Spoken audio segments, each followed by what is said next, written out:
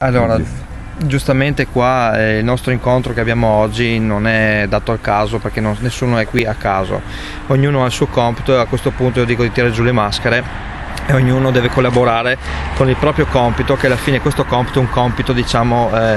di tutti quanti, solamente che ognuno sa gestire la sua propria fetta, le sue proprie esperienze che ha acquisito durante la vita e quindi deve mettere in pratica, diciamo, la sua esperienza. Tu cosa faresti per migliorare questa cosa? Innanzitutto io sono la parte spirituale, dove che appunto io ho, diciamo, mi sento questo compito più spirituale che più tecnico, come in qualche modo lo sta eseguendo nel miglior modo il dottor Ferraro. Io sono a conoscenza di tante cose spirituali, dove che appunto dovrei divulgare dei messaggi,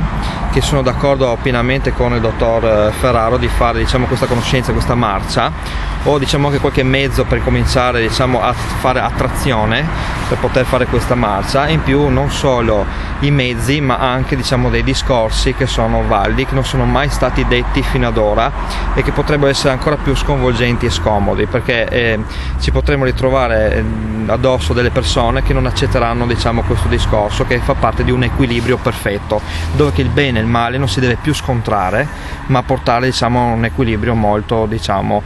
chiamiamolo così, divino e profetico. E di conseguenza questo messaggio è adatto a tutti i popoli, quindi non al popolo italiano, ma bensì se tutti i popoli si riuniranno in armonia e dove capiranno e accetteranno una vera verità che non è fatta da pestamenti oppure da determinati tornaconto, allora a questo punto ci ritroveremo tutti a avere un unico compito, che è quello dell'amore, e incominciare finalmente a vivere la nostra vita da liberi e non da schiavi, come che appunto ci hanno messo in testa fino ad oggi con tutte le tecnologie e anche pensieri mentali. Che lavoro fai? Io attualmente mi occupo di pubblicità, ero un ex investigatore,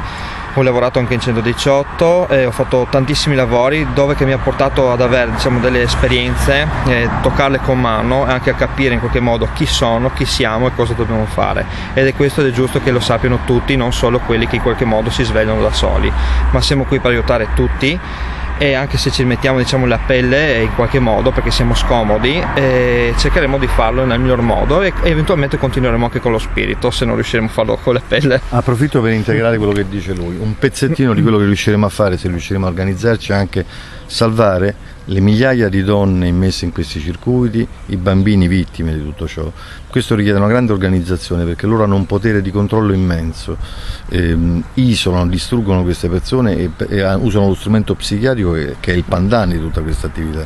perché denunciare un'attività folle, perché i malati schizofrenici, psicopatici sono loro, è sostanzialmente quasi specchiarsi con quella, quindi la trappola scatta quasi in automatico. Continuare a parlare di quello che si è capito e saputo fa scattare l'ulteriore trappola più grave, il meccanismo dell'iroide. Togliergli di mano questo potere vuol dire dare una sponda a queste persone per essere protette e liberarle. C'è una storia, Katie O'Brien in America, una donna salvata da un uomo che l'amava. Io ho fallito il mio compito, la povera ragazza, la povera donna della Cecchignola sta lì, tra l'altro vive benino, non è che sta male, poi dopo gli ridanno un ruolo, hanno un potere, addirittura gli fanno fare piccole carriere politiche,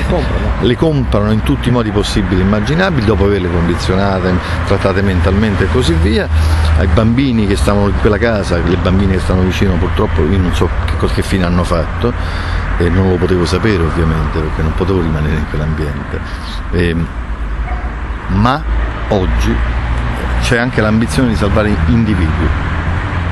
che fa tornare un pochino più per terra e concretamente questo discorso, però richiede una grossa capacità organizzativa, case famiglia protette, cerchia di persone che proteggono queste persone, psicologi e psichiatri non corrotti e deviati. Ribellatevi, psicologi e psichiatri per bene, un appello a voi, denunciate la deviazione gestita, denunciate coloro che chiamate tranquillamente nei bar, quello è un bandito, quello è un delinquente, quello è un rovina famiglie. Avete capito e sapete perfettamente chi usa il sapere per distruggere e governare. Che aspettate?